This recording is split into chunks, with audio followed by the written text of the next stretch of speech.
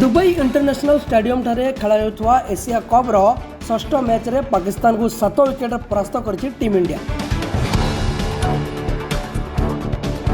Pakistan toss जीति प्रथम batting करथिला।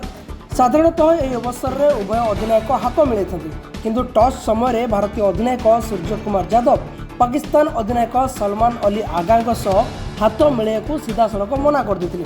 केवल एति नुहे मैच रे विजयी होगा पर भारतीय दल पाकिस्तान कौन खेलाड़ी सह हाथ न मिले सीधा सड़क निज ड्रेसिंग रूम को चली जाई द्वार बंद कर देते। भारतीय खेलाड़ी मैंने खेल आरंभ और शेष समय हाथ न मिलवा घटना को नहीं पाकिस्तान निराश हो जाता देखा मिलता। पाकिस्तान टीम मैनेजर नवीद अख्तर चिमा भारतीय दलर एभली अनुचित व्यवहार को विरोध करने सहित मैच रेफरी विरोध में अभियोग कर तेबे यही घटना पर प्रश्न उठू कि मैच समय नो हैंडशेक भारतीय टीम विरोध में एक्शन हम कि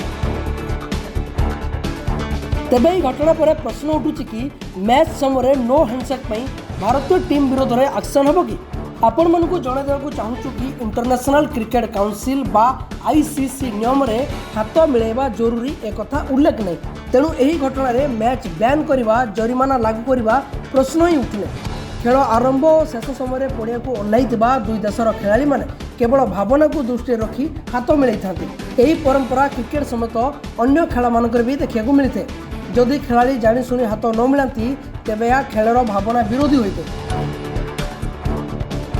आईसीसी आचार संहिता अनुच्छेद 2.1.8 अनुसार एमिति आचरण खेलर भावना विरोधी होगा सहित खेल प्रतिष्ठा उपर प्रभाव पकाइए जहाँ दुईटी स्तर में विभक्त कर स्तर 1 अपराध पर चेतावनी दी छड़ा जापे नचेत $2000 पर्यंत जरिमाना लागू कर स्तर 2 अनुजाई मैच फीजर 100% जरिमाना लागू सहित डिमेरिट पॉइंट मिल पाए।